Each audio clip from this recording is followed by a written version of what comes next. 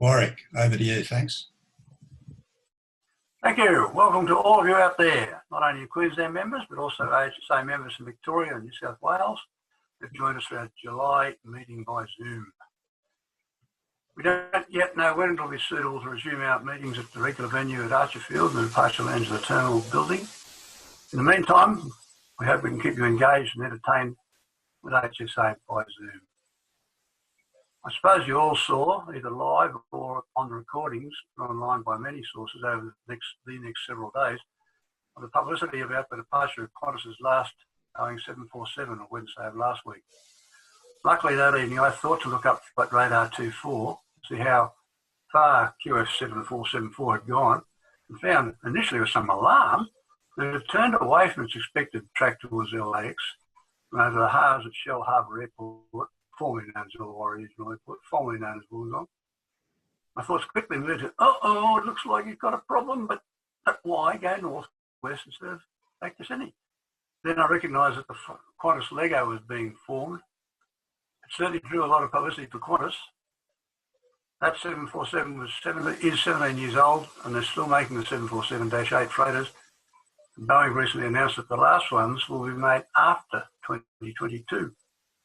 Thanks to Bob Livingston for putting me the link to the video on the 747's departure from Sydney out to all on the AHSA Google group. Qantas's 12 A380s are still grounded, of course. 2 or 3 of them were undergoing major refurbishment at the time of the crackdown. However, they or some of them may well come back to service. One is at Victorville, California, where the 747 went. 2 are in Melbourne, 3 are in Sydney, 3 in Los Angeles, 2 in Dresden, and 1 in Abu Dhabi. Next month, on the 28th of August, we have scheduled a talk by Owen Zupp. The subject will be Philip Zupp, his father. Philip Zupp, A Life in the Sky. Philip was a commando in World War II and later a pilot, and he flew many operational sorties in Meteors in Korea.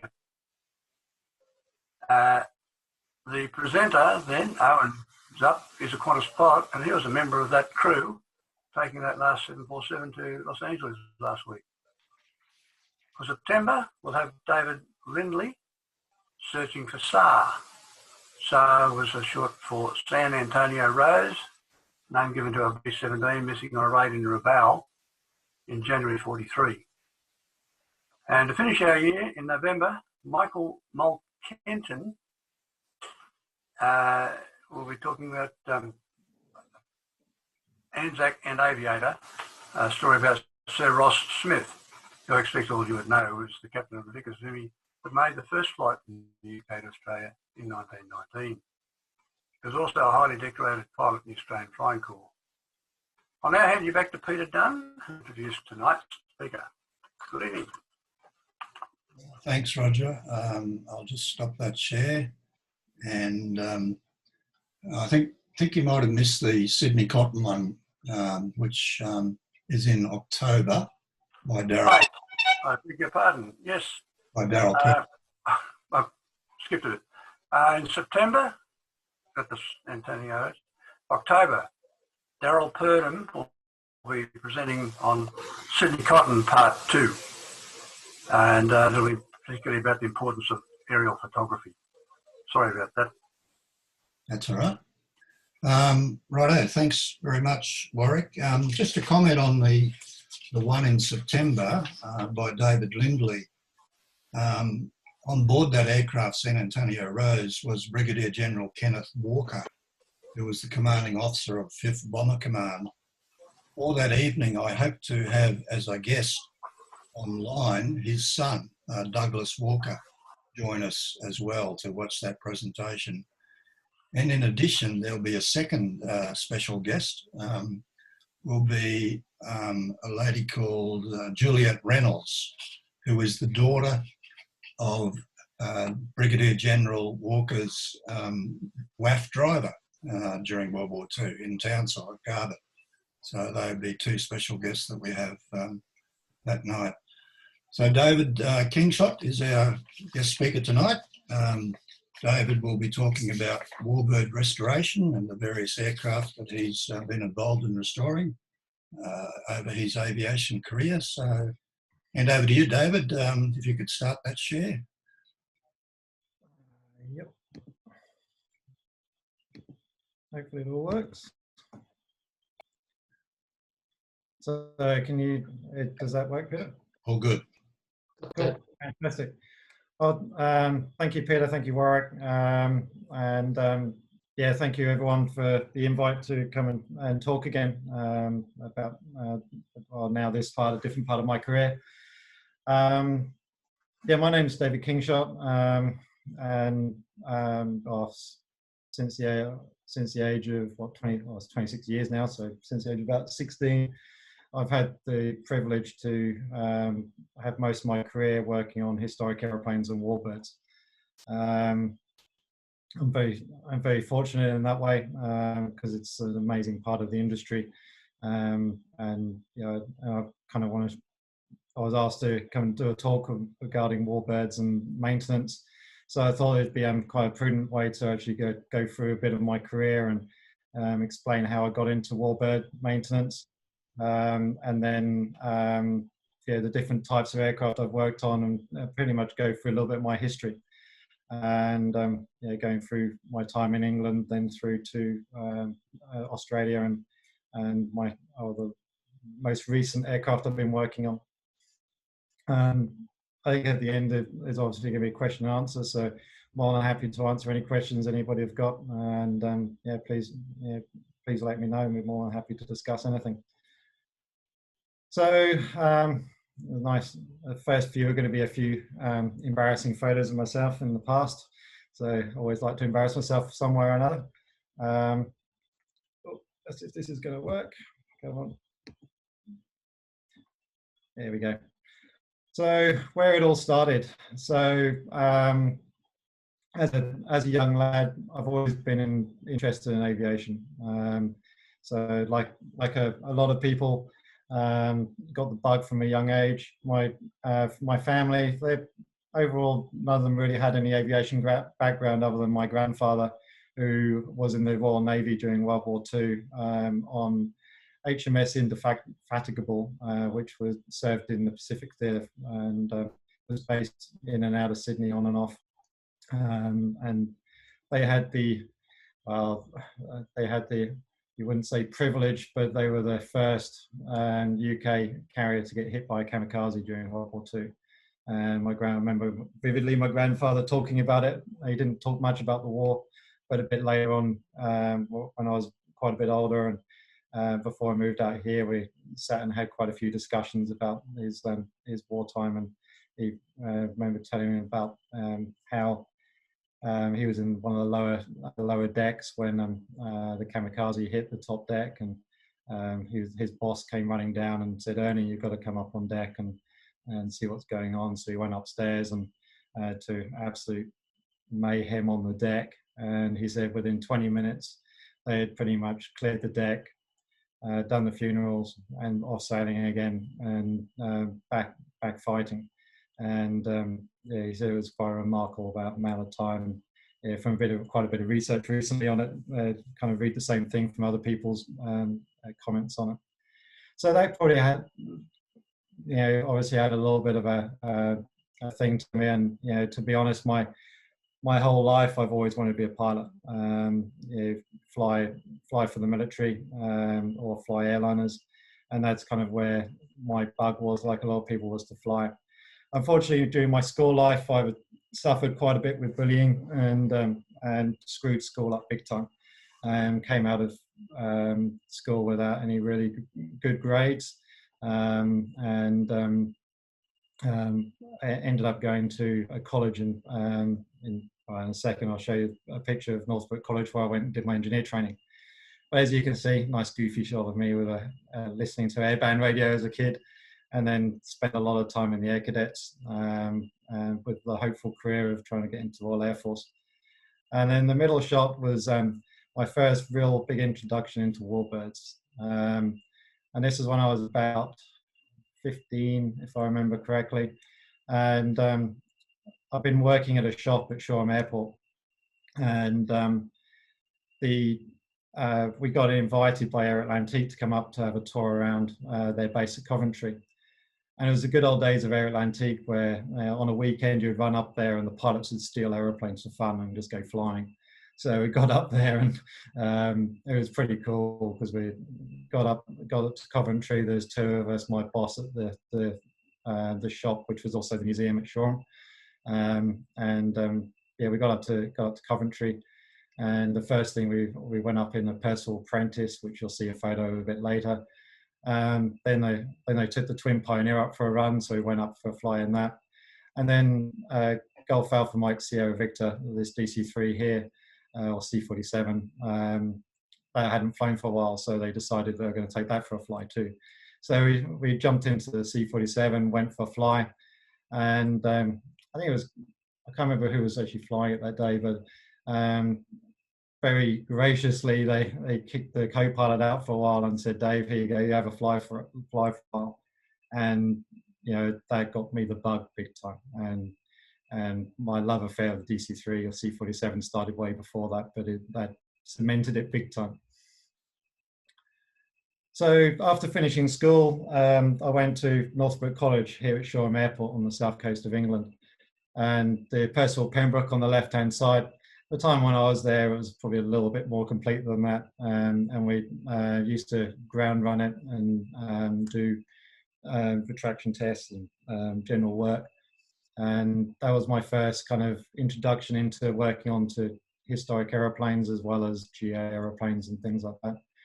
And I spent 3.5 years there learning the trade of being an aircraft engineer, as well as, because of my school grades, I did 6 months of car maintenance, a mixed car aircraft maintenance course. And it was pretty in-depth, it was a pretty intense time of my life, to be honest.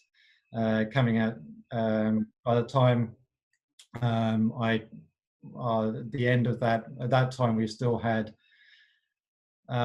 we had 75% pass marks with negative marked multi-choice questions and all the exams in one day. So I think it was like a 6-7 hour session of exams. So it's kind of a bit harder than what they got now, but it was an interesting time. After finishing there, I did my work experience. My first thing was go to Westwood Airways in Cornwall and working on a Twin Otter, Islanders, things like that. So at that point, wasn't really working on anything historic, but got my first taste into live aircraft maintenance, which was fun. Things really started happening pretty much it was before I went to Westwood Airways, but when I was still at college. This C-47 here was my changing point in my life. I would say that it probably wouldn't be going too far to say that the aeroplane kind of rescued me from a lot of from who I was at that period of time. And I walked past this aeroplane every day going to college. It was pretty 100 meters down the road was where I went to college, and walked past it every day. The aeroplane was flying over from France, and it had the left engine caught fire. It was on a ferry flight, and actually one of James Foden, who was the number 2, well, Michael and James Foden, they both operated Aeroplane together. He was flying the aeroplane, and we spoke about it a bit later on in my career, and they were flying over. They had an engine failure on the left engine, fire on the left engine, and then the right engine lost a magneto, so it lost half its power. So they were about to ditch it in the water, and I actually, again, I worked with the guy who was in the back, and he never flew after he flew in that aeroplane that day because it shook him up so badly. But they were about to land, put it in the water, and they saw Shoreham in front of them, and they landed there with half an engine downwind, and Shoreham's quite a short runway, so it was kind of a bit of a hair-raising time for them, but they made it, and then the aeroplane just sat there derelict. After about 6 months, some guys started working on it, and the Edwards brothers. It took me, at this point I was still extremely shy, and definitely had zero self-confidence, and I was so used to getting things, no's from everybody, I thought, I really want to work on this aeroplane. I would love to work on it. And I went there 3 times and turned around, walked away, thinking, this is just, they're not going to let me work on it. There's, so why bother? On the 3rd time, I remember walking away and then thinking to myself, they can only say no, just give it a go. I walked back into the fence and then bumped into Clive and Mark. Clive's in the cockpit there. And just as a shy little kid, kind of said, please, sir, can I work on your aeroplane? And stupidly, they said yes. So here was the start of my Warbird career. There and then, that was my career started. Just by that one moment in my life of saying, please, can I volunteer to help? So for me, getting to college every day was a 3-hour exercise. It was about 3 hours of buses and walking either way from where I lived. And every spare moment I came back to work on the DC or C-47, and we changed the engine, fixed the mag, got it airworthy again, and it was great. It was my first ever job, and I've still got it on my schedule of experience. My first ever job, live job on an aeroplane, was changing and cleaning all the spark plugs in one engine. Which, funny enough, you speak to most DC3 guys, and that was the first job they all got too. So it's all that oil filled as you go, and it was fantastic. It's and seeing her fly again was a real highlight, and got to sit in and do a ground run. After that, I went back into college and kept in contact with them. And out of the blue, they rang me and said, Dave, do you want to go and get paid to work in France for a month? And it coincided, luckily, with my break at college. So I went over with them to France to work on this Catalina. This Catalina came over from Canada and was purchased by Franklin Devereux, I think his name was.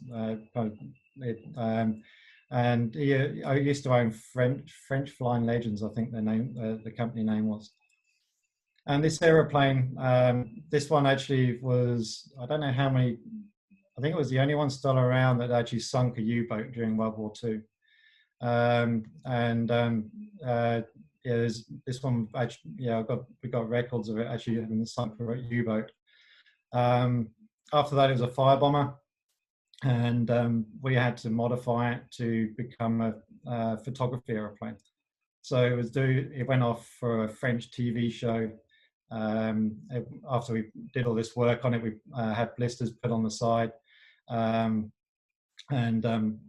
a huge amount of work on this aeroplane. We had to demodify it from being a firebomber and all this sort of stuff. And after that, it was repainted, and then it went over to Africa and did a trip around Africa, a bit like a David Attenborough style show. So it was basically doing a nature show, but it had the Catalina as kind of the forefront of the travel, and a Hind helicopter did all the filming of the Catalina with the scenery and things like that. And it was awesome. It's the only thing was I remember having a phone call one day, and the port float, I spent hours working on this float to seal it, make sure I get it. It had so many bits of damage on it. And I spent days working on this float. And I remember Clive ringing me one day and said, Dave, you know that float you spent all that time on? I said, yeah. And he said, yeah, they've just taken it off the aeroplane. So they ran it aground and took the float off. So I was on standby to go, but in the end, the guys went over and changed it. And then they continued their trip. But the Catalina was a lovely aeroplane to work on. It's the only problem is that you can see where the guys are on the top wing there. When you're working on the engine, there's not much space. There's a little, probably, I think it was about 1.5 feet wide, bit of staging that you could clip onto the engine ring cowl and the wing, and that was your support to stand on. And so there's a lot of ways to get on and off the Catalina, but some are more painful than others. So, but it's an amazing bit of kit to work on, a lovely aeroplane. So after working on the Catalina, we went back. I ended up contracting for the Edwards brothers, and we worked together for I think the next 2 years until I got offered a job at Aeroplane.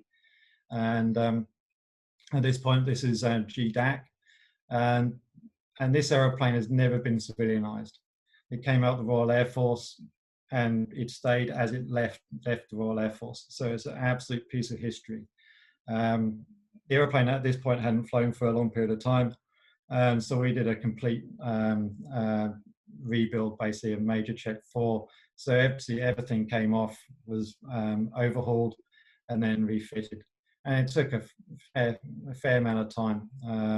And you can see kind of how the depth of the inspection, refabricating all the controls, cable inspections, the wings came off, fuel tanks came out. And the great thing with the DC-3 C-47 is everything's so accessible. It's an absolute glorious aeroplane to work on. I can't talk any more highly about it. It's an absolute dream aeroplane to work on. The interesting thing with this, and unfortunately I can't find any photos, was tail to tail, we had a Spanish-built Heinkel 111 in the hangar as well. And it was quite interesting. I remember a lot of the time going between the two aeroplanes to see between the Germans and the Americans of how they got over the same mechanical issues. And the Heinkel 111 was quite an amazing aeroplane. Like all the tail surfaces were all interchangeable from the fin and the horizontal stabilizers. They all basically were identical bar. One didn't have a trim tab. And then there was big ball joints where the wing for the main spars, where the wings joint and things like that. And it's quite an amazing time to actually go and have a look at the two. During the time, I was very fortunate to get to work on Corsair, and this was pretty much to go off and do a ferry flight before being sold to America. So it was one of the old Doug Arnold collection aeroplanes, and yeah, I hadn't flown for a long period of time. So there's on the left, there's a picture of me. I think it was pouring hard with rain at the time, in typical English weather. Yeah, just checking the oil and doing pre-start checks. The funny thing with the Corsair, this thing was polished to perfection. So actually trying to get to the oil was near impossible, because with the sloping wing, you're sitting there pretty much running up and down the wing to try and stay in station. So yeah, so with this, it was pretty much inspections for Ferry Flight. So it got the engine running, as you can see on the nice smoky 2800 start. But one of the coolest things around was the Ferry Flight.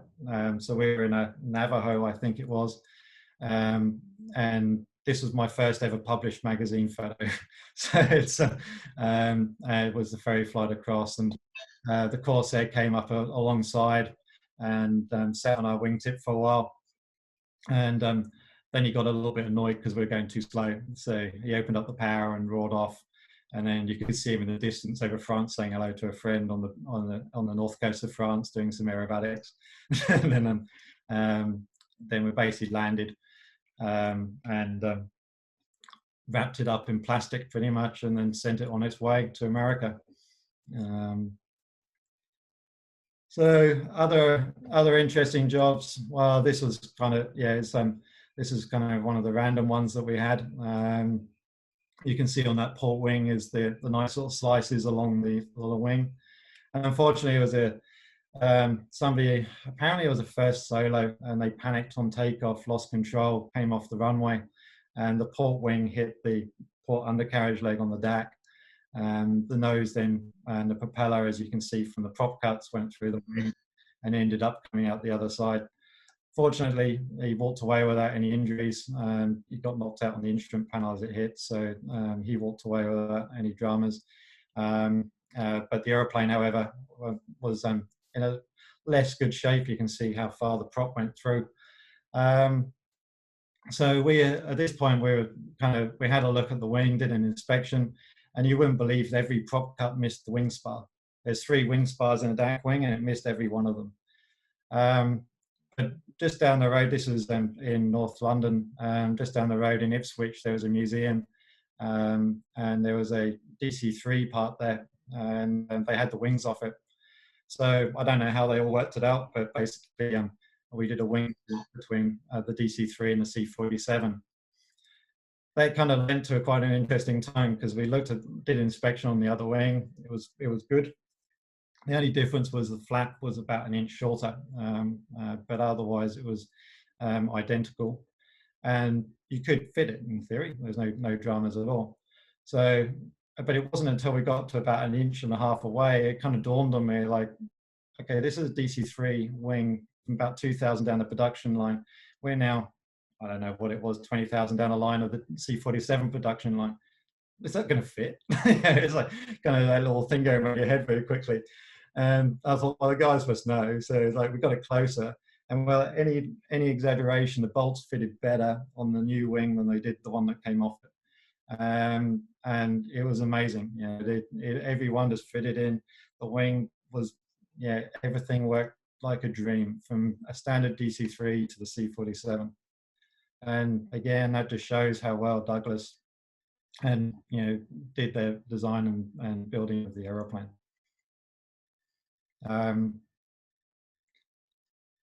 Yeah, not necessarily Warbird related, but it was fun. One of the other highlights of my days with the Edwards brothers was James Bond, Tomorrow Never Dies. This actually leads me on to something I missed from before.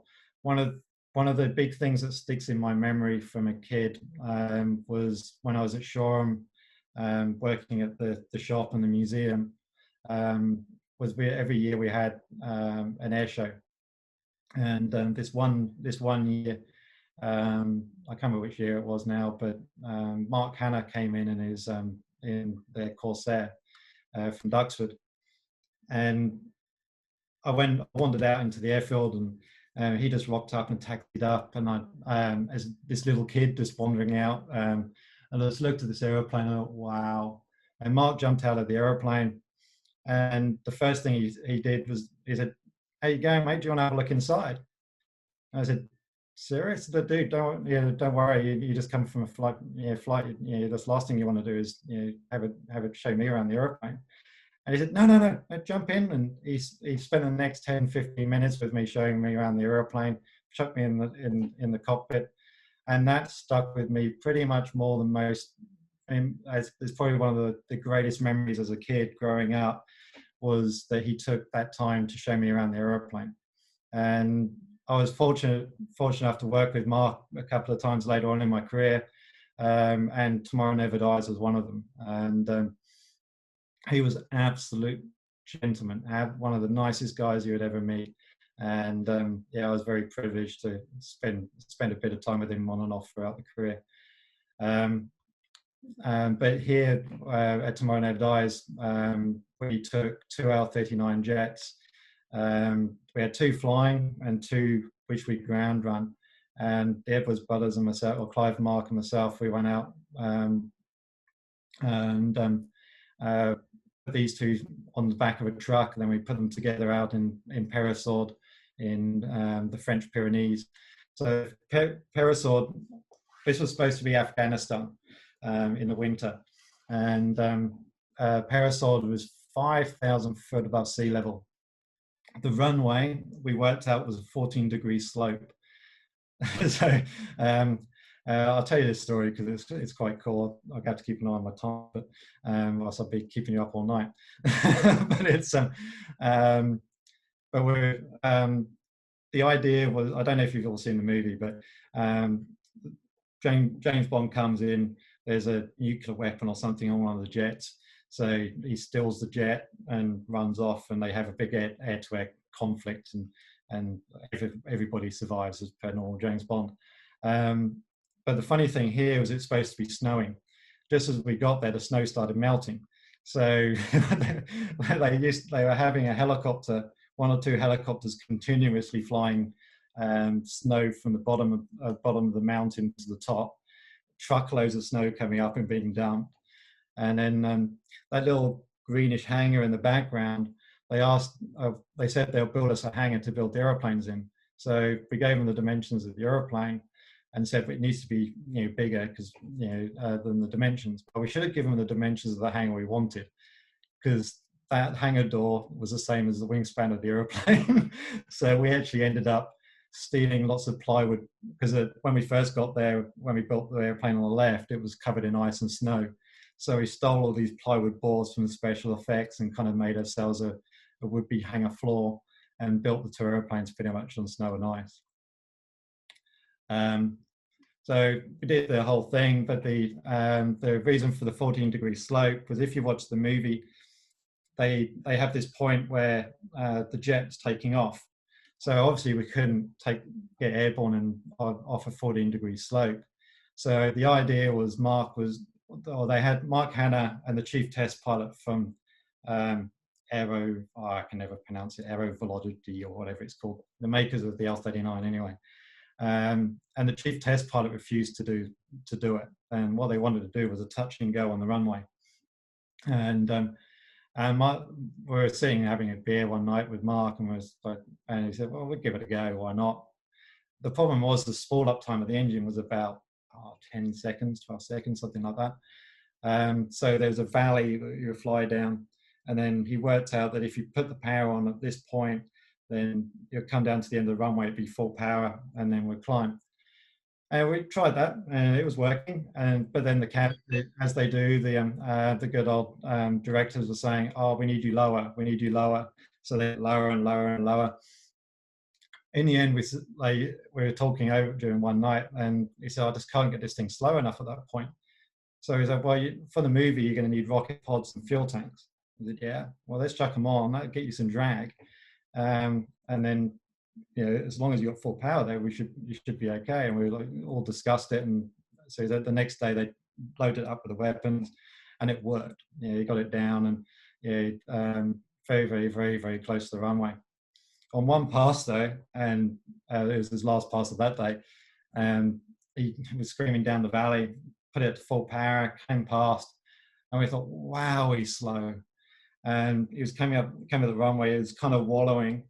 And some idiot just before that had put an Arctic lorry up the top of the runway as well. And then there was a mountain on one side. So he kind of wallowed himself past the left, then past the hill, and then bugged off home. And that night we were discussing it, and it tickled Mark Fashion. He said, yeah, I screwed up. He said, I got a little bit excited. I floored the throttle, but the air brake switch is on the throttle too. So he opened up the air brake at the same time. So that all happened. And then, we went down and to Elstree Studios because Piers Brosnan didn't like the cold, so he wouldn't come out to Perisort. So we ended up going to building up the aeroplane, or one aeroplane complete, and the nose section in Elstree Studios in London. And the bit where Piers Brosnan is doing a roll in the aeroplane, that was myself and a mate with that nice big round bit of scenery there. And the director saying, now, we spun it and then stopped it. That's Piers Brosnan rolling the aeroplane. So after that, I went off to Aeroatlantique, and then came out to Australia. But this is myself and Mark, 6 years ago, 5.5 years ago, in Normandy for the 70th anniversary of D-Day. And both Mark and myself worked on Dragamoot, which is behind him there. And Mark's now one of the pilots of it. And I brought this picture just on the right hand side there, and got it to deliver to Mark and said, look, do you mind flying over with you to meet me in Normandy? And he said, yeah, no problem. So I sent it to his house, and then basically went through the whole entire trip, all their parachute drops, and through the Normandy 70th anniversary. And then just before they loaded all the pilots, all the parachuters who jumped out that day, I got them to sign it, and which is kind of a really nice memory from the 70th anniversary of D-Day there. And Dragamoot's a D-Day veteran too. So jumping into probably, I say without any doubt that probably the best part of my career by far was Aeroatlantique. I've done lots of cool things, but Aeroatlantique was where I really, it was such an amazing time, and the experiences and stuff that, all of the career has been amazing, but Aeroatlantique was huge. so Clive and Mark Edwards, you know, they got me into the industry by far, and I can't thank them enough. Mike Collett and Martin Stader, who took me on here as chief engineer for Aeroplane Historic Flight. Yeah, this was just an amazing time as well. Yeah, I got to be in charge of about 18 different historic aeroplanes. So, ranging from the Dragon Rapide. Well, at that time we had 2 Rapides, GATM, the blue one, and ADL. This is doing a wing repair on ADL. And they were a lovely aeroplane to work on. Wooden fabric, Gypsy 3 6-cylinder engines. Probably, one of the most reliable and just lovely aeroplanes to fly in and be involved in. The one on the right, there's a little bit of story on that. There's a guy, a gentleman from the CA, the UK CASA. He was flying it, and he was, I can't remember which side of the de Havilland family he was, but he was relative of Geoffrey de Havilland. So he borrowed the Rapide to do some stuff one day, and unfortunately the left engine decided to have a connecting rod go through the case. So he ended up landing near Gatwick somewhere with one engine. And myself and my apprentice went down there with another engine to repair it. There's no hangars for us. There's nowhere to have any cover. So it was a little bit of improvisation when the typical British weather decided to come out. So we had a couple of cars and bubble wrap was the only things we had. So to give the engine a little bit of coverage and us for a little bit for the time, and we had a little bit of a bubble wrap tent made up, which was a little bit of improvisation to keep us out of the good old British weather. And that was a bit of fun. It was a little bit hair raising changing the engine, because you can't with the equipment we managed to find, there was no real way of changing the engine with the tail on the ground. So we ended up having to put the tail in the air, which on a nice typical English day the wind isn't particularly friendly. So it was kind of like, get this out, get this back in, and get this tail on the floor again as quickly as we can. But yeah, that was interesting. That was a bit of fun. But we're at Aeroplane, we're working on anything from the Rapide, the Prentice on the right there, the Percival Pembroke on the left.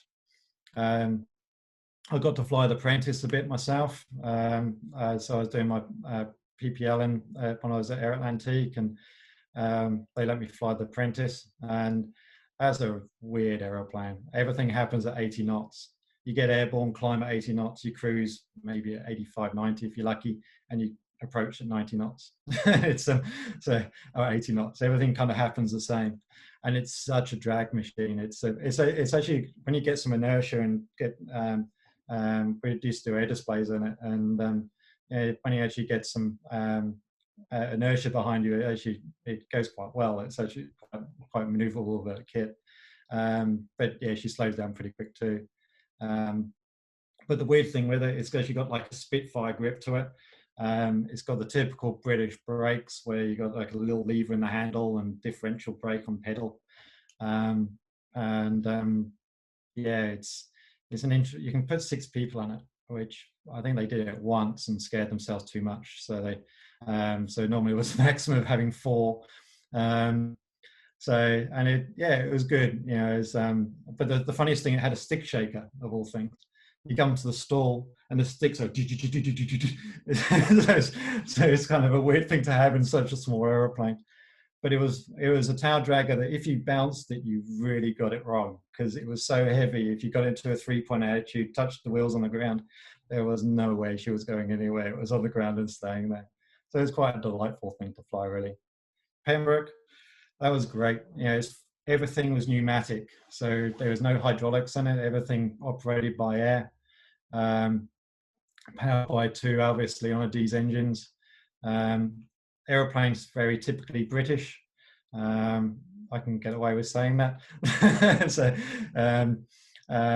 and like even the battery master switch. When I first worked on the Pembroke at Northbrook College, it took me half an hour to find where the battery switch was, because it's way behind your head, with some as isolation something instead of battery on off or battery isolate. So, and the strange thing as well with this, if you run out of air, you can't shut the engines down because the idle cutoff to shut the fuel off is pneumatic. So it's like, oh, far out. So you sit there turning the ignition off or just turn the fuel off manually. Scottish Aviation Twin Pioneer. Again, this is, I was built in Scotland, and it was an amazing machine. Its short takeoff landing performance is mad. So we did a competition one day. We always got into doing some mad things at Atlantic. It was great. But we were down at a fly-in one day, and there was a guy with an AN2, and we got chatting and joking, and said, "Okay, let's have a race." so climb to height time. So the AN2 is remarkable. That thing get airborne with no space at all. So the AN2 went first and got airborne way before we would have been able to, and then started climbing. Yeah, all good, no problem at all. Our boys got on the runway, opened up the power to full power, let go of the brakes, put the nose, lifted the tail, put the flats all the way out, pulled the stick back, and they just climbed. And the thing with the twin pin, it doesn't get airborne as quick as the AN2, but it can sure climb quicker. And we got the climb to height pretty well. I think I was allowed to fly with one of the crew one day, and I think on a Coventry, which is 7.3 runway, so it's probably a mile, just under 2 miles. They landed. The other guy landed. He said, "Your turn." So I opened up the power, let go of the brakes, put the tail up, pulled back, got airborne, and I was turning crosswind halfway down the runway. And so it's pretty mad. It was good fun. Yeah, we used to take these two. That was one of the fun bits of Air Atlantique, because with the classic flight, because we used to go to all the air shows, so we took it down to Duxford quite a bit. And yeah, one of the passengers saying to me one day, because the pilots always say the engineer's down the back, so one of the passengers said, "Is that amount of oil supposed to come out of the engine?" I said, "Yeah." And I said, "Yeah, just tell me when it stops, and then I'm going to worry."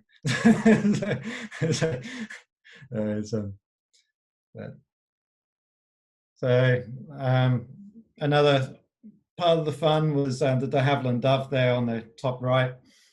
We purchased that from the Ballaboo Memorial flight, so it gave me a week working in the treasure trove of the UK, RAF Coningsby. So I got to play with the BBMF guys for a week, which was amazing. And yeah, we got to crawl around the Spitfire, the Hurricane, the Lancaster, and then got a tour of the base and had a look at some tornadoes at that time in readiness and stuff like that. But spending some time with the BBMF boys was a lot of fun, and yeah, got to experience first real close-up looks at Spitfires and stuff. Then we brought the Dove back to Coventry and then had to put it on the civil register. So we did a check 4, so it was the first major inspection on the Dove.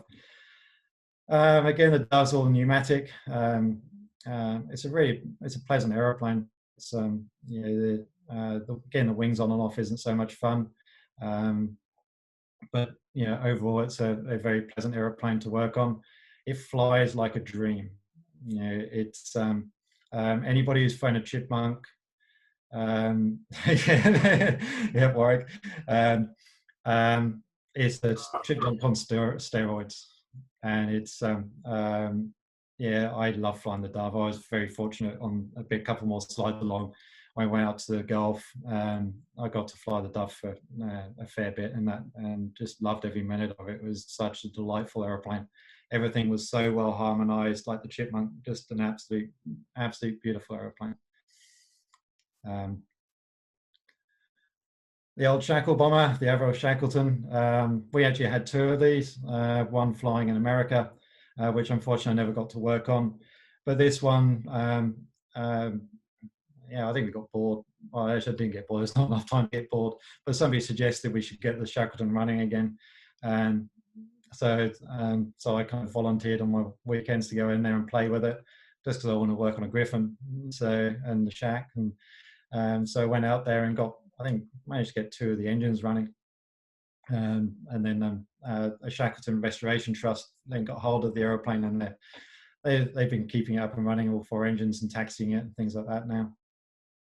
But it's a very interesting aeroplane. It's contra-rotating propellers, 4 Griffin engines, and it's very interesting.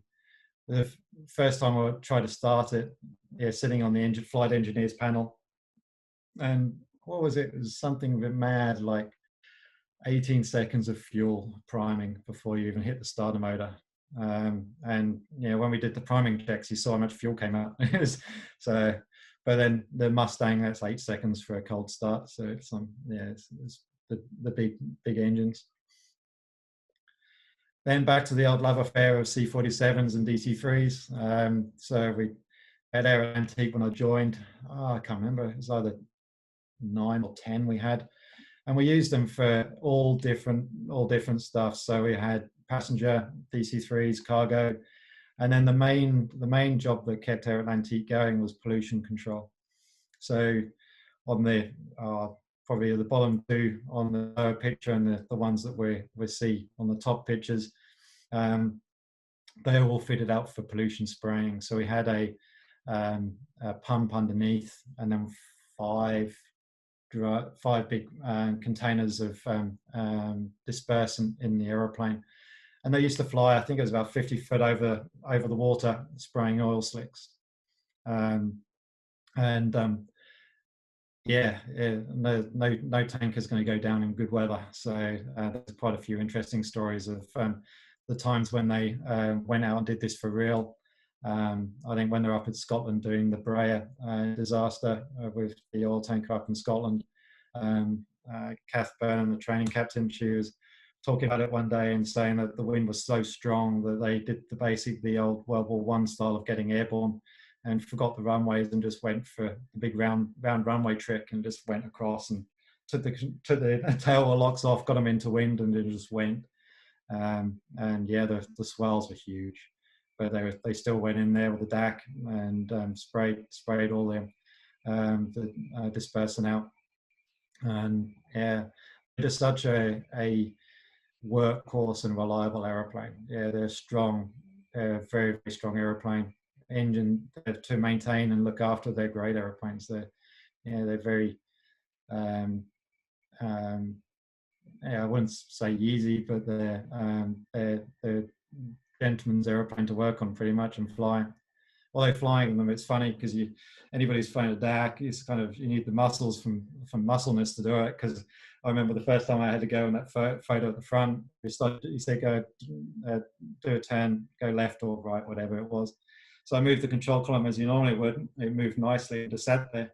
And the airplane just laughed at you and said, "Yeah, no, I'm not going to do anything now." And then it's like, "Okay, there we go." and roared it around. So there's the old SV and then the Convair. The Convair, they bought that as another cargo aeroplane.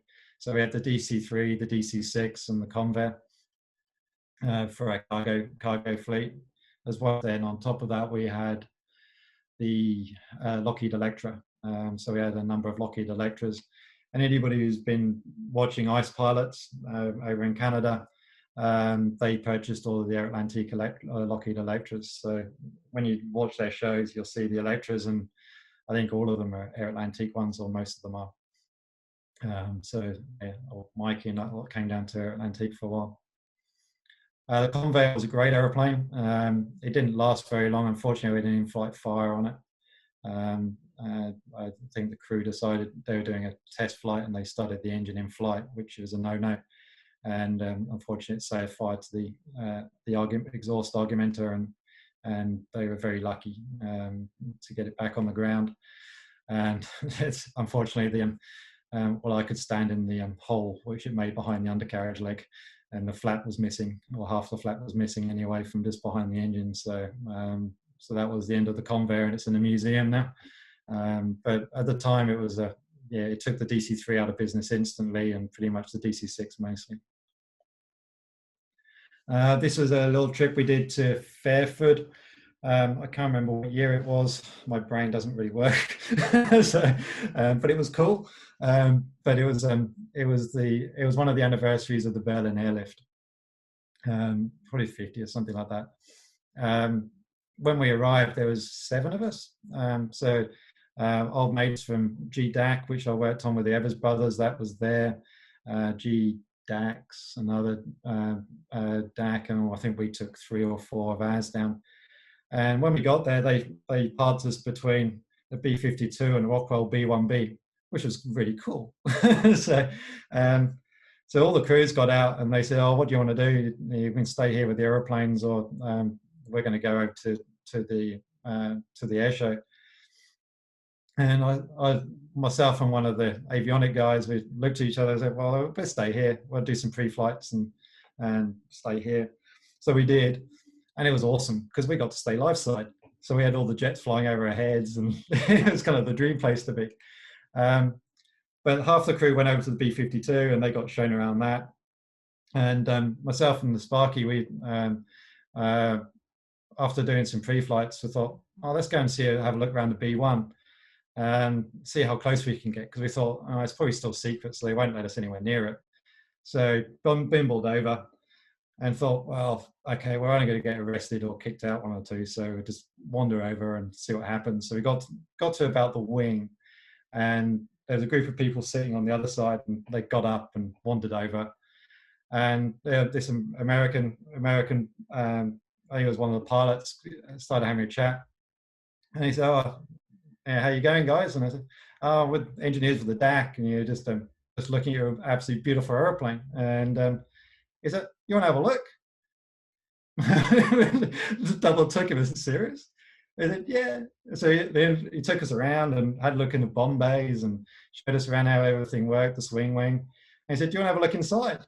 And we said, "Nah." He said, "Yeah, you jump inside." So he climbed up and showed us around the weapons officer side, and then the flight deck and the weapons officer side are together pretty much. And it was funny because it was pretty much like an old 737 inside. so it wasn't particularly much you could really get out of it. But it was an amazing experience.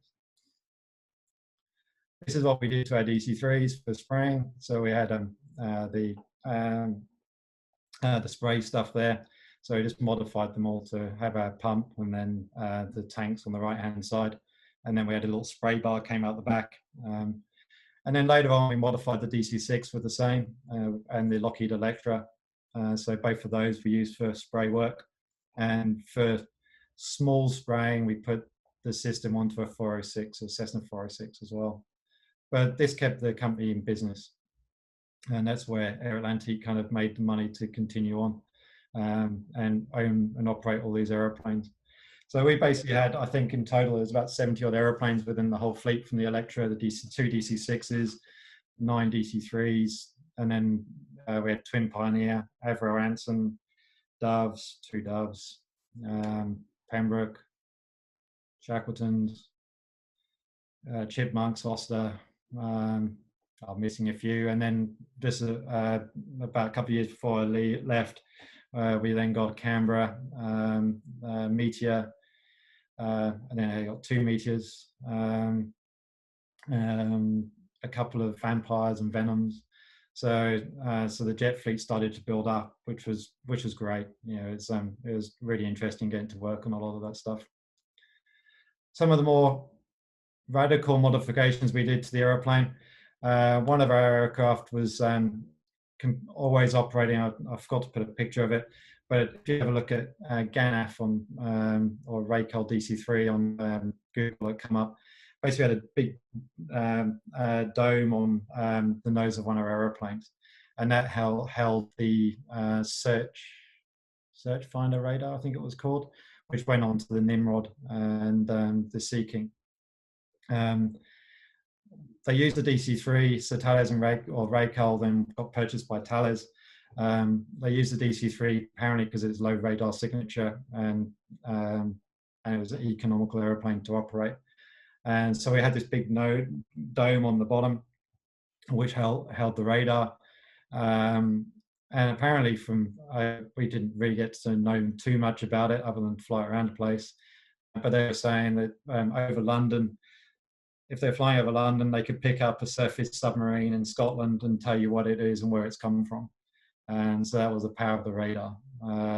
So it's quite interesting operating these things. So Ganaf, it was actually the aeroplane on the bottom left where I cut a big hole in the door, and inside that white box there was an auxiliary power unit, well, the fuel for the auxiliary power unit that we fitted to the aeroplane. So other things we did to it, and this is what I was involved with for modification wise. The Thales wanted us to put a sideward shooting radar into the aeroplane. So there was two we did. This was the sideward facing, and then so we cut a big hole in the door, in the back door, put the radar in there, and then they flew it around the airport, beaming, obviously doing radar testing for whatever that one was for. Then the other one we did was we put TV aerials out of it. So there's a small TV aerial about, what was it? It's probably 2 foot from the bottom of the fuselage. And then one out the right-hand side of the airplane, which was about 8-10 foot long, a big carbon TV aerial. That was interesting because the performance of the airplane with that thing hanging out the side was very marginal on one engine. So we had to do all of the test flying, and we had some delamination issues because of the prop wash and stuff like that, but we nailed it all down, got it all fixed up. And then that one was supposed to be used for, I think it was ground radar stuff. And they showed us some pictures from the stuff they got from the TV aerials, and it was like black and white, high definition video or pictures, sorry. It was just amazing what they could do. So we did quite a lot of stuff for the military, and we actually took the Twin Pioneer and a DC-3 every year to the International Test Pilot School at Boscombe Down. So I ended up going there once to fix the twin pin because they decided to wreck the brakes.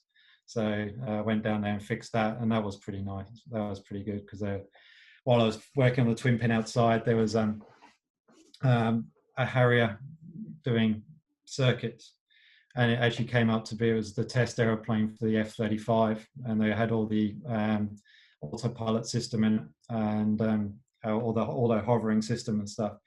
Because I was talking to the guys, I said, that thing's hovering at exactly the same spot every time, perfectly steady. And that's unknown for a Harrier. A Harrier wobbles around all over the place.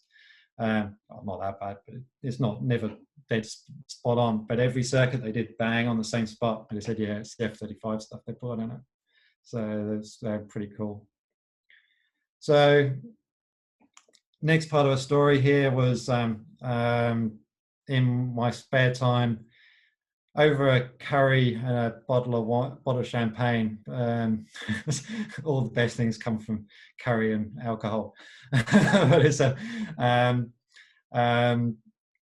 it was a monthly ritual for Mike Collett, the chairman, and myself, because I kind of looked after his airplanes, we went off and had a curry and bottle of champagne every month, and we got chatting and came up with a deal just off the cuff. I said, how about one of those DC-3s sitting out the back, which is derelict? How about I rebuild one for you for free and I get the other one for myself? And we got chatting for a couple of minutes, and then he changed the subject as he did. And about 2 months later, he sent me a message saying he got a deal. It was a one-liner. It was basically, so I was like, okay. So myself and a few mates, we got together and we rebuilt Papa Yankee, which was the DC-3 we see here. So it'd been sat outside for a long period of time. And yeah, so I spent a lot of time working on this thing on the weekends and evenings, and did a full check for it. And yeah, brought it to the state, which you see on the bottom left-hand side. We didn't do the paint job, but we did a lot of the prep work, and then it was all resprayed into its old Royal Air Force Transport Command colours, and was then used for passenger flying. In return, then I think, or I'll go back, Then we've got a DC3 SV, which we'll see a few photos on, and we'll get back onto that one in a minute. Two of the cool aeroplanes, so PY just taking off there over the DC6. I was fortunate to do quite a lot of work on the engines, mainly on the DC6, a bit of airframe work during the annuals, but yeah, I was rated on the engines, so I spent a lot of time on those, on the Pratt & Whitney 2800. Absolutely reliable as engine if you operate it. If you don't operate it very much, yeah, so if you have a down period of cargo, then you're guaranteed you're going to blow a cylinder off or two on the first few flights, which pretty much happened. They have water injection, so you can basically cool down the mixture as it goes in, just to give you higher power you can operate the engine at. So you can take more cargo on the same runway length, basically, so operational is better. And yeah, so that occasionally we had a few instances with cylinders failing and things, so but they fly well enough with the cylinder hanging off. Good old radial just loses a bit of oil. So yeah, so there's a few stories on those. Don't know what we're doing time wise. Yeah. This, however, I will tell a story on. This one was quite. It shows how resilient, how good the engines are. This is in Lufthansa's, one of Lufthansa's hangars, and I'm not kidding. This hangar is so big. I think the word say you could fit 7 747s in this hangar. The DC6 is pretty much nose to nose with the 400 there, number 4 engine on the DC6 had a reduction gearbox failure, so it was in cruise. The crew had some rough running off the engine, and the one thing that all of our guys knew anyway, and I was always told by the older wartime pilots when we did tours around the aeroplanes and stuff, was if you got an engine problem, just leave it alone. It's running, don't touch anything, it will continue running. And that's what they did with this. They kept it running, still produced power, everything was fine, until they touched the power just as they went to flare on landing, and the engine went doink. Thank you very much, and seized on the spot. And we took a QEC over, so basic quick change unit. So we had an engine built up on a frame, everything there. So we basically unbolt that one, we'll take the prop off, unbolt that engine, bolt the new one on, put the prop on, and quite a bit more else, but that's the basic way. But we don't have to build up an engine out in Germany. So we took this engine on this really old, tatty old truck we had, and we drove through 4 different countries in a day. But one of the fun ones we got to, if anybody follows Formula 1 or motor racing, Spa racing circuit, we were driving in the middle of winter, this was as well, it's snow everywhere. We're just driving on this road. I said, guys, that's a start-finish line. It was like, so we pulled over, and it was Spa race circuit. You could see the race circuit, so we had to get a photo of this truck, really dodgy old truck with a 2800 on the back. But yeah, so when we got the engine back home, they took it apart and they found it had, I think it was 1 planetary gear left in the reduction gearbox of the engine. So it was holding on by its skin of its teeth. But it still produced power, got the crew home, everyone was happy. And there's so many stories like that I can tell you with radials. They're fantastic things. On Aerolantique as well, I'm going to kind of rush through us. I'm going to be talking all night, but we went through this on the last talk, but one of the best trips I've ever done was our trip to Bahrain. So taking Avro Anson and de Havilland Dove from England to Bahrain and back. That was about 120 hours, I think, of flying. And from an engineering perspective, it was a lot of hard work. So the Anson broke every flight on the way there. The Dove tried its best because it didn't get any love on the way out. So it got lonely, needed some love and attention out there, and then both hummed all the way home pretty much until the last flight. The Anson, yeah, it's Armstrong Siddeley Cheetah engines. They're the smoothest radials I've ever worked on. You can put a glass of water on the dashboard and you won't get a ripple. They're absolutely lovely things. The weirdest thing with them though is they got screwed on cylinders. And the first time I ever did a cylinder change on one was the top right hand photo, is when we lost the cylinder flying from Heraklion in Greece to Alexandria in Egypt, and we landed in Egypt, and the engine was sitting. You could count the blades going past, and so I ended up doing a cylinder change under gunpoint the next day, and yeah, that was interesting. And then over just before we went to Bahrain, we had lost a tire down in Jeddah, blowing an absolute gale, and we lost the tire and had to do a tire change and used the fire engine to kind of as a wing brake. And then I think it was in somewhere in Saudi, we did a cylinder on the Dove as well, because we're kind of, the Dove, the Anson didn't really mind it too much, but the Dove, we were really operating marginal on our temperatures. So we were kind of very, it was too hot. So to be honest, so we're always redlining or very close to redline on climb. But yeah, we've spoken about Gulf Air before anyway. But back to SV, this is the aeroplane that got from, in the end purchased for £1 from Air Atlantique. And myself and a group of volunteers, we started rebuilding over in the UK. This was Caroline Grace's Spitfire, and every year, at that point I was hiring this hangar, and she brought it over for Remembrance Sunday flybys, so I always used to help her out and give her a hand with the Spitfire, as well as doing some hangarage and things. And yeah, that was a beautiful aeroplane. And then basically rebuilding the aeroplane, so a big group of us got together and we started rebuilding SV, doing inspection work, cleaning up lots of things. And the only big drama we had was a wing spar problem with some corrosion, which had a big repair to do.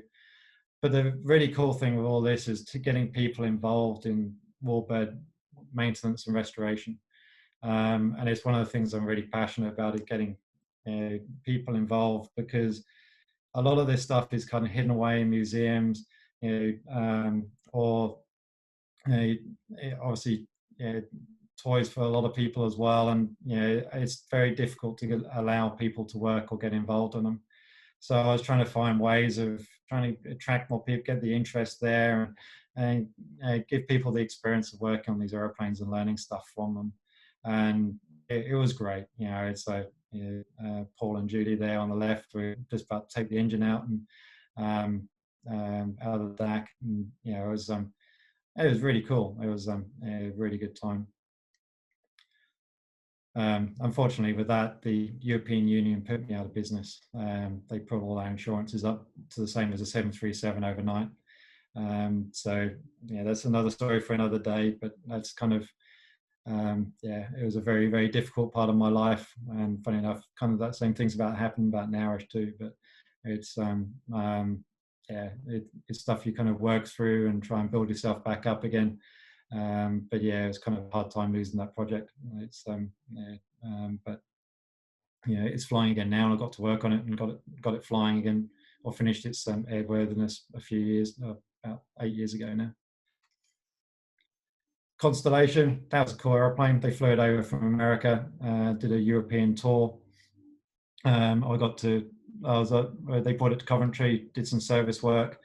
I kind of volunteered to help them out. And then I was helping him out at an air show, fixing an APU.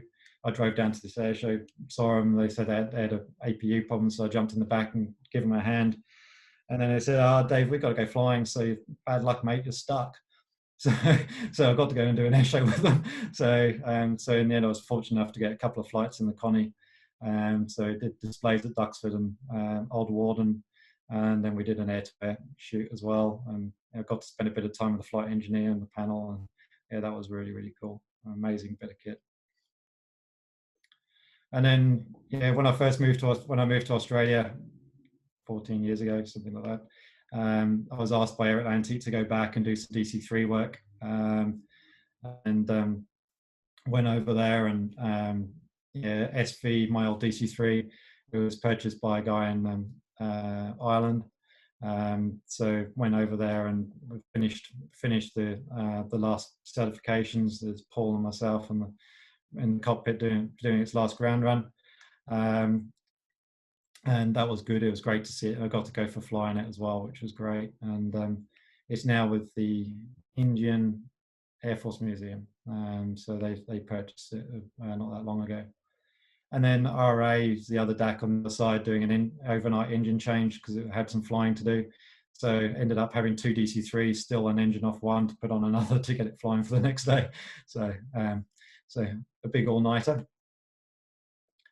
And yeah, you can see there's Paul. Yeah, it was good. It was great time getting it all flying again. And Malcolm, the young lad on the left there, he worked with me the whole way through on a lot of things, and he was an absolute star kid. Really, really enthusiastic. Got to know him quite well from the historic flight doing. He's one of our local aeroplane enthusiasts that helped volunteered around the place, and absolute star. And it's great to kind of get him involved in the physical, hands-on with the aeroplanes too. Then getting on to more recent times. Moved to Australia. I'll get rid of a lot of part of my Australian life. Get to the more interesting bits. Whereas when I got kind of asked to run and start complete aircraft care at Caboolture. So I think that was 6-7 years ago. I think started up complete aircraft care, and that was primarily to work on the Mustang, SNJ, Windshield, it was obviously Mustang's pretty cool, so can't say anything more than that. But it was really neat because we got to work on anything from the Mustang through to Tiger Moss and Ed Phil's Gypsy Moth too. So the variety there was really cool. Used to work on Warwick's Aeroplane too for a bit, and then. So here, I think these are Gypsy wings, so wooden fabric work. Speedy, or Bernard Gonzalez, call him Speedy, absolute whiz with fabric and wood. Absolute, very, very, very, very good. He's an amazing guy, absolute star chap too. And it was a real honor to work with him. He's he's a great craftsman, really is. And him and Bert, they work. It was great. All of this stuff that we're talking about here, you can't do without a team. It's not a one-person band at all. You do every bit of what you do in aviation on the engineering side and flying side is team effort. It's not just me. It's not just Speedy. Not just anybody. It's everybody as a team puts together to do all this stuff, and none of it's easy. Trying to find parts, trying to find documentation, trying to manufacture different parts because stuff you can't find anymore. Getting all the background knowledge from other people as well in the industry. We all talk together because it's trying to learn stuff from each other. This was Ed's Gypsy Moth the day of its test flight after. Ian can probably remind me, but how many years it have been? We've been rebuilding this. It was 20-something years, I think, since he got it. So the apprehension on Ed's face there while Sean Davies, Seamus, was doing the test flight. And then this was the moment it got airborne. It's an absolutely awesome job. And like here, we've got, this is Bert Pearson. Again, just this guy's been working in the industry all his life, and the wealth of knowledge, you couldn't even write it all down in a book. It's unbelievable, and it was an absolute honor working with these guys and learning as much as I can from all of them. So it was great, and the Gypsy came out so well. So happy with that aeroplane. Then the big one for me in a lot of ways was the Mustang. So how many years ago was it now? It's probably 3 years, something like that. It was decided there was the aeroplane was operating well. There's nothing wrong with it as a whole. No, but there was there's quite a few little niggles appearing, and it was after a long discussion with the owners, it was deemed that we needed to do a major overhaul on the aeroplane, bring it up to basically do a mini rebuild on the aeroplane. So at that point, we operated for a big year, and then decided that that was it. So we pulled her into the hangar, and we've basically stripped out all the systems. All as you can see from these photos, the fuel tanks are out, the undercarriage is out, the engine was out. Most of the if not all, most of the wiring, if not all, was replaced in a lot of the areas. A lot of re-riveting was done throughout the wing spars, and some repairs done throughout the aeroplane, and things that you can't see. There's a lot of the aeroplane that's hidden away, which you can't get to unless you take the wings off, and get the engine out, things like that. So it took a year. It took way longer than it was envisaged. Like any of these projects, you go into it with a good thought of, okay, this is what we need to do. But then as soon as you dismantle the aeroplane, you find other things. And this is where it gets really difficult. Because it's, while you've got the aeroplane apart, it's the time to do it. And so you go into more depth, you take something else on, you find something else that's not working 100%, and then the whole thing goes around. There is a point, however, where you do have to say that's enough. It's we're not making a new aeroplane here. Everything is safe, everything's working as it should do. We're calling it quits. It's now time to put it back together. And it was a really interesting process. And the owners were really good. I have to say, other than one of the hard things of being chief engineer and being on the shop floor all day as well, is that it's communication with people, and you have occasionally it can be very, very difficult to get everything working together.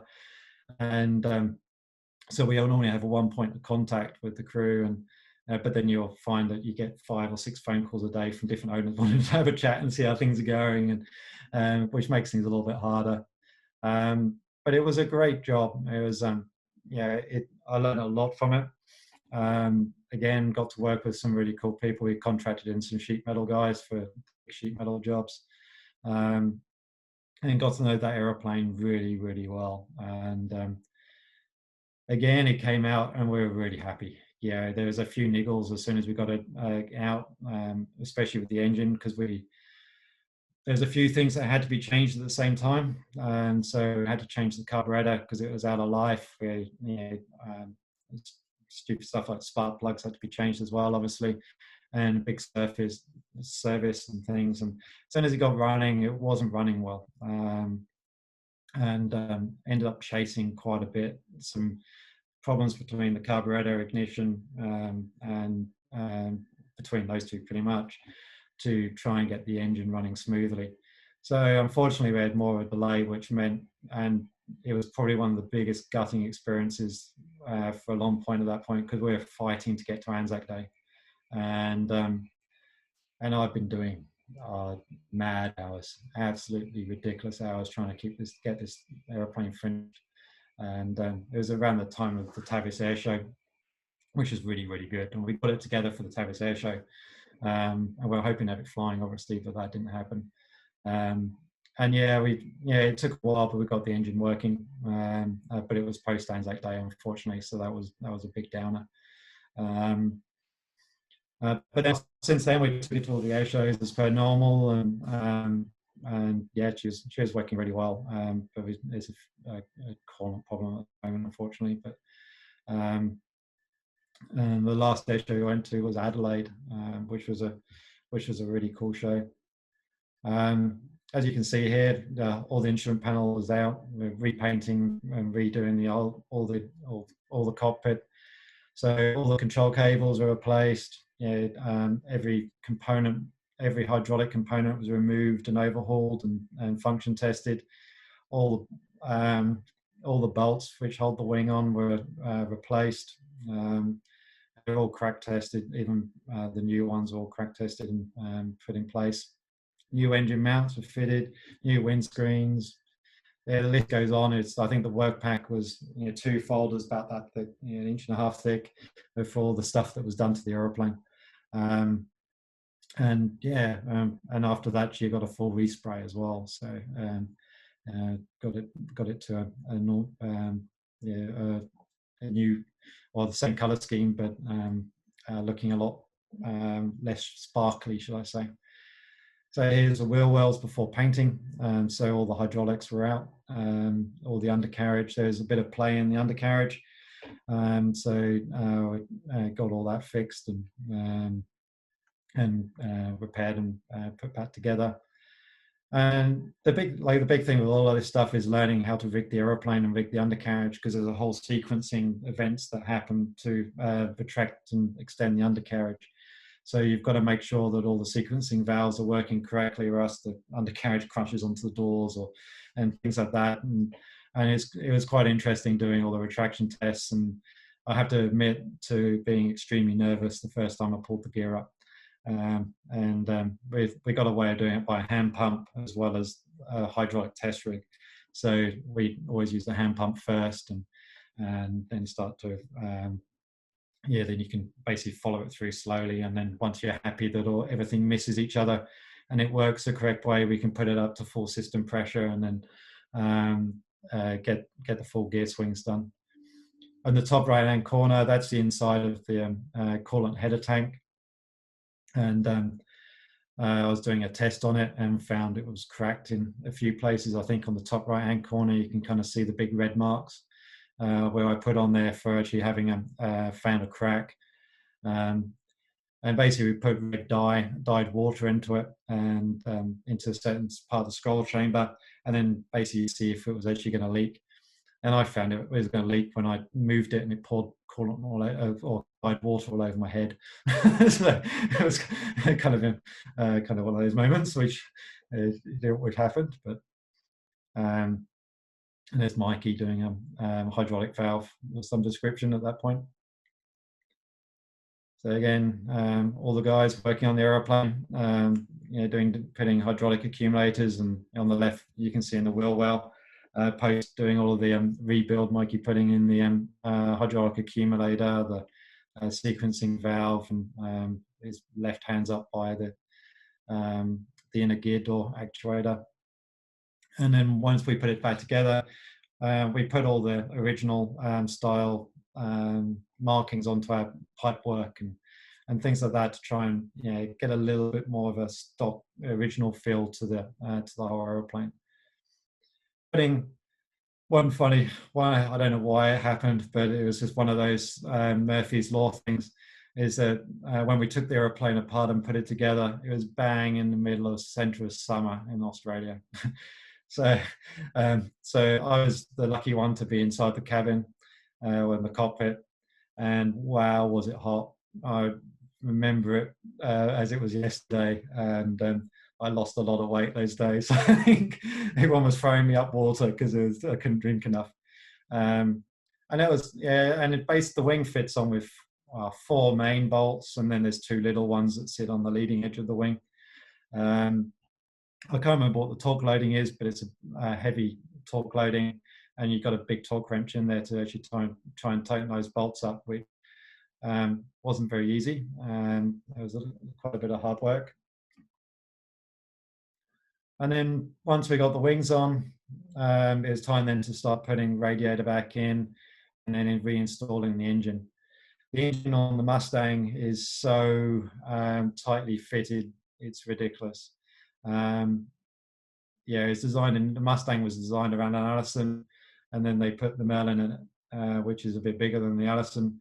And it, like obviously, for drag and performance purposes, you don't want the cowling or the engine bay to be any bigger than it needs to be. But it takes a long time to work on this aeroplane, and connecting up all the hoses, connecting up, even like changing magnetos and things like that on a DC-3, it's a piece of cake, absolute piece of cake. On this thing, opposite, pain in the rear end. And I love the Merlin, I love the Mustang, but there's certain jobs on it they're easier than others. and take a bit of time. And the one thing we work on these aeroplanes that I have to do is take my hat off every day to the guys and girls who worked on these things in wartime. You know, it's all good and well working on staying in a nice hot hangar with coffee around the corner and water, but working on these things out in the Pacific or in Europe, and you know, you take your hat off to them. It's unbelievable what they must have been, what they faced to do this stuff in and out, and in that sort of context. And then comes to the fun bit. Sorry, Ian, I had to put a goofy shot of you in there because I could. I found it going through photos. So, one of the real fun things with the Mustang was getting people involved in it. And you know, Ian came and gave us a hand, which is cool. Our employees, Mikey and Speedy, obviously Speedy doing some hand painting of the nose art there. But the one thing I always try to do is like safety related anyway, but is put somebody in the back seat.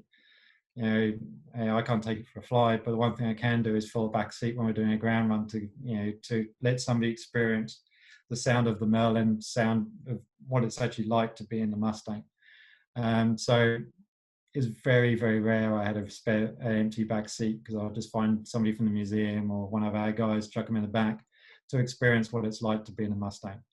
And like I've probably done in excess of 200 starts probably on the Merlin, on that aeroplane. And even now, jumping in it and starting it, it gives you the massive grin factor, and you know, it's just, and it scares the living daylights out of you, to be honest. A DC-3 will start and cough and splutter, and cylinder after cylinder will start and come to life. Merlin, it's either running or it's not. And then when it starts, bang, she's running, and it makes you jump. But it's awesome. Yeah, the power is unbelievable. And then when you do full power ground runs, for takeoff on here, the group used 55 inches as maximum of manifold. Like static air is standard of, so let's just say 30 inches. The actual aeroplane, we can do double atmospheric pressure in a bit, so 61.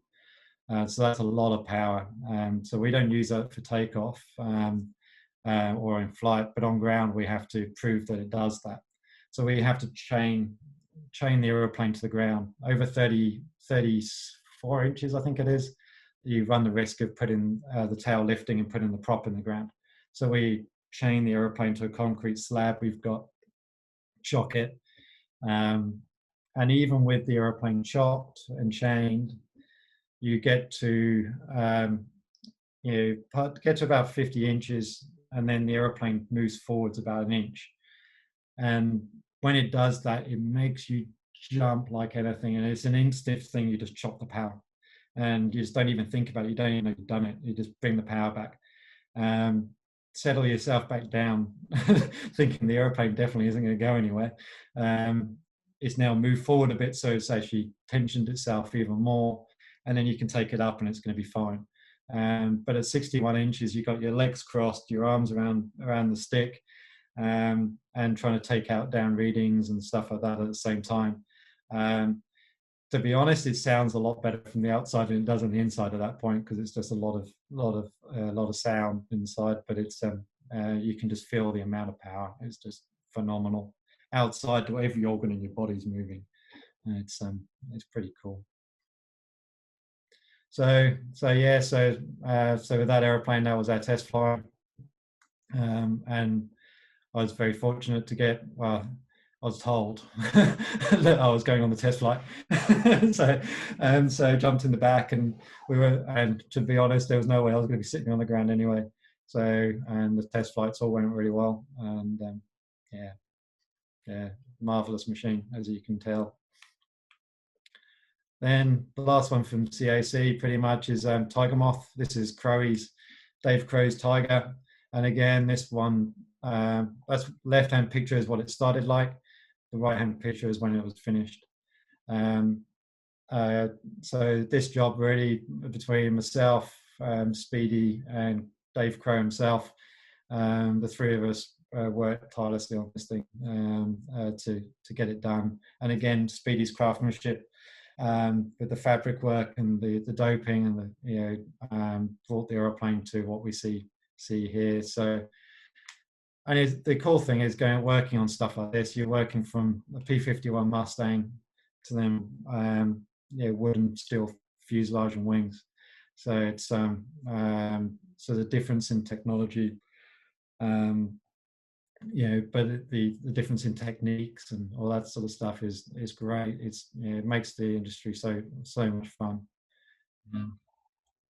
But yeah, it was actually, I hadn't rigged the Tiger Moth in years and years, and I spent quite a bit of time doing the rigging. And after the test flight, Seamus came back and said, "Don't touch a thing," and that was probably the biggest grin on my face. Was I think the same with the Gypsy was, "Don't touch a thing with them." Perfect. So, which was cool. And then this is just the last couple here with them. A bit of air-to-air with Seamus's Tiger in the background and Dave Crowe. And then just because of all funny things, we had a Army Tiger helicopter land with an engine problem, and Crowe was taxiing around in his Tiger. So ultimate photo experience time. The two Tigers together, two different generations. And then to finish off the chat, a little bit with PACNAC, which is my latest DC3 project, and just a few photos from here. So we got the aeroplane out of Mariba in North Queensland, and myself, and in the middle you can see the guys who came up to give me a hand. We took the aeroplane apart, and Heavy Haulage Australia were kind enough to move the aeroplane for us to Caboolture. And that's where we set ahead about rebuilding the aeroplane back to flying. Now, this really is a whole story on its own, to be honest. But and I'm not sure how much I can keep waffling on for. You have to give me the thumbs up or down, Peter, on this one. Yeah, that's what I'm thinking too. But we can do another chat on this. But it was cool taking it all apart and tracking it back down. And again, the whole idea with this aeroplane was to try and inspire people to believe in themselves, believe in their dreams, and kind of use the experiences for myself and other people to assist in doing that, and to allow anybody to kind of work on a historic aeroplane and pretty much show that dreams are there to be achieved and how to go at. It's and using personal experiences for myself, obviously, and other people to try and help that. So Ian was helping us out on this, and quite a few other people, and it's been great. And got the engines running, did ground run experiences, and one of the biggest things for me is getting people together and letting them experience the aeroplanes. So anything from Women in Aviation Day to school kids. We had prep school come up one day. And then the big one as well for us is veterans. So on the bottom left, DC3 veteran from World War II. We had Beaufort pilot Wally. He ran the engines with me one day. And it's just such an honor to talk and be with these guys and give them some experiences. And it takes me back to the old Aeroplane days of when we used to have open days. And I used to sit with a World War II DC3 pilot, C-47 pilots all the time throughout this. And there's one guy who did one of the first glider pickups from France, and we were sitting there chatting, and he said, this is how we used to do our glider pickups. And I was one of the first guys to do it, which was really cool. The DAC nose here, this was Freedom, and these are a few photos I found of on the top left is the King of England. He flew in the aeroplane, and I've actually got photos of Winston Churchill actually flying this aeroplane. The pilot there on the right hand side, he flew it the whole way through his career. and he was actually born in the village that I used to live in the UK. It was only 400 people or something, and he was born there. And he went to Shoreham, where doing some flying training where I grew up, and there's quite a lot of similarities and stuff. That pretty much brings me to a close of story time. A bit of the DC-3 there. This is the Mustang up in Townsville, and that was funny because we had to move the aeroplane after doing a display. The crew went into town to watch the show, and I stayed up with the aeroplane at Townsville Airport, and it was really good because the roulette guys and myself, over a period of years, we got to know each other really well. So I hung out with the roulette engineers for a bit, and then they said, "Oh, can we move the Mustang?" And they said, "Oh, when can we move it?" And it was like 7 o'clock at night. I was like, "Serious? Can we do a night taxi in the Mustang?" Okay. So one of the ground crew, she came out and said, about moving it. I said, "Yeah, that's fine." I said, "Where do you want it?" And she said, "Oh, anyway you like, this has got to be on that front line." And I looked at the front line of airplanes, and I said, "Okay, can I park it next to the two F-16s? Because that will make an awesome photo." America's greatest World War II fighter with probably one of the, arguably the greatest, more modern fighters until more recent times. And she said, "Yeah, that's fine." And I said, "Okay, well, do you want to jump in?" And she said, "Serious?" I said, "Yeah, jump in the back." And I said, "I love the Mustang. This is a dream come true." And jumped in the back, and then we went and made some noise for a bit, and taxied over there. And then I think it's this. I promise you, I think this is the final photo, and this is just a memory lane one from Air Atlantique, where Mark Hanna brought his Spitfire MH434 up to do a Remembrance Day flyby, and parked it in the hangar overnight. And yeah, that was, so I think it's the finishing photo to basically show that. So you finished, David. Thank you very much. Yeah, sorry, I kind of went on. I pulled me up. I talked too much. I thought it was a fantastic presentation. You're certainly very enthusiastic, and you've worked on some amazing and very interesting aircraft, including a Catalina that sunk a U-boat, and of course, which is an aircraft I love, and the Mustang, of course, not to forget the Mustang. And you've had some very amazing experiences, including working on a James Bond movie. Wow. Yeah, that was kind of a bit of fun. The other thing I really liked is the photos. Your photos are fantastic, and the way you presented them as well. The way you composed them in your slides was really good. Oh, thank you. I hope it all came out well, because I was a bit worried about the putting 4 in a row, but I was just to make sure it came up well on the screen. So I'm glad it came out okay. Yeah, no, it's good. It's great. So we might throw it open to questions. Please do. If you wouldn't mind, if you could just stop the share so that we can go back to seeing everybody. Yep. Oh yeah, stop sharing. There we go. And if people want to hit gallery view, they can see everyone up the top there, and throw the floor open to questions. Warwick here, that was fantastic. Thanks, Dave. No problem, pleasure. Taking the photographs in groups of 4 was a good move, actually. No, thank you. It was a risk, but luckily it worked. Any other questions?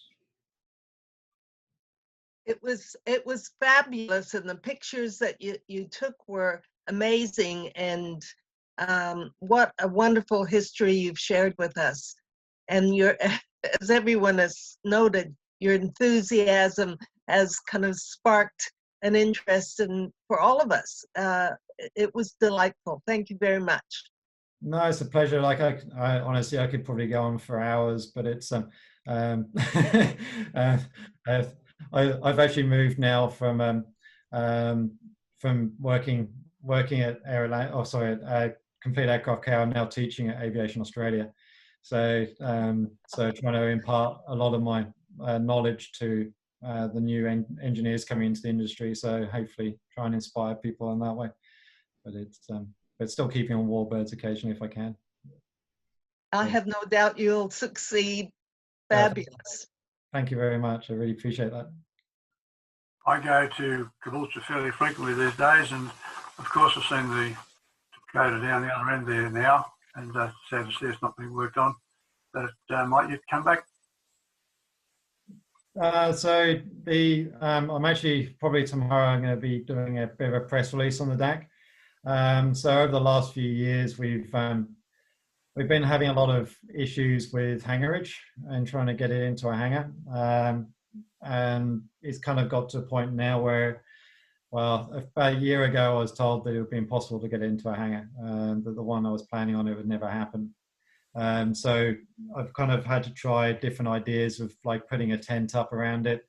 CASA have been awesome. You know, my surveyor at the time, he was really happy to do a lot to help us get the aeroplane flying.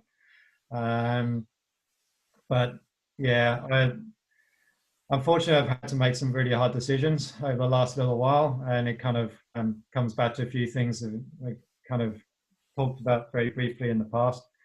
But I got approached by Ralph Cusack asking if I was interested in selling the aeroplane. It then worked out that Haas were interested in buying it to get it flying. And so unfortunately, unfortunately for me, I've made the decision to pass the aeroplane to Haas with the idea of them getting the aeroplane flying. And then they've basically asked me if I'd stay involved in the aeroplane as well and help get it flying and then operate once it's flying. So in a lot of ways it's a positive. And again, it's a whole other story about, you know, it's giving things a go. Obviously there's things get in the way. You've got to bring yourself back out of that and, you know, continue on. But the good thing is the aeroplane's going to go flying in, and that's the plan. So at the moment we've got no times on anything because obviously the borders are closing and opening, and whoever knows what's going to happen in the next week in Queensland. So that's a flick of a coin and a half. Yeah, so the good news is the aeroplane will fly. That's the intention. But yeah, timescales on that I'm not 100% sure. So yeah, but again, I'm happy to answer any questions on that. You might want to try and lead on them. So It goes to Haas. Haas has got quite a squadron now of DCFs and Dakotas. Yeah, I think they're going to have 5. Well, they just got the blue one out, the navy one out of old narrow base. That's not going to fly, but it's but they got 3 flying, and then this one as well. They'll get flying. So, that Navy Dakota is, I think, the one that had a Venom nose and a Janet Dustbin radar. Isn't that the same one? Not sure. I'm not sure on its history, on all its history. I went over and had a look at the 2 narrow ones. The ones that now at Ambley, and then the other one has obviously gone down to Haas now. Anybody else out there know if that was the one that had the Janet radar that protected in the belly and the Venom nose?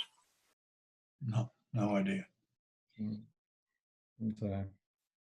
But love the aeroplanes. Any other questions? One final question. Okay, no takers. Right, well, thanks again, David. It was a very interesting talk. I think everyone enjoyed your enthusiasm, and let's have a show of hands for a very good and very interesting presentation. Thank you all very much. I appreciate the invite to come and have a chat. Thank you very much.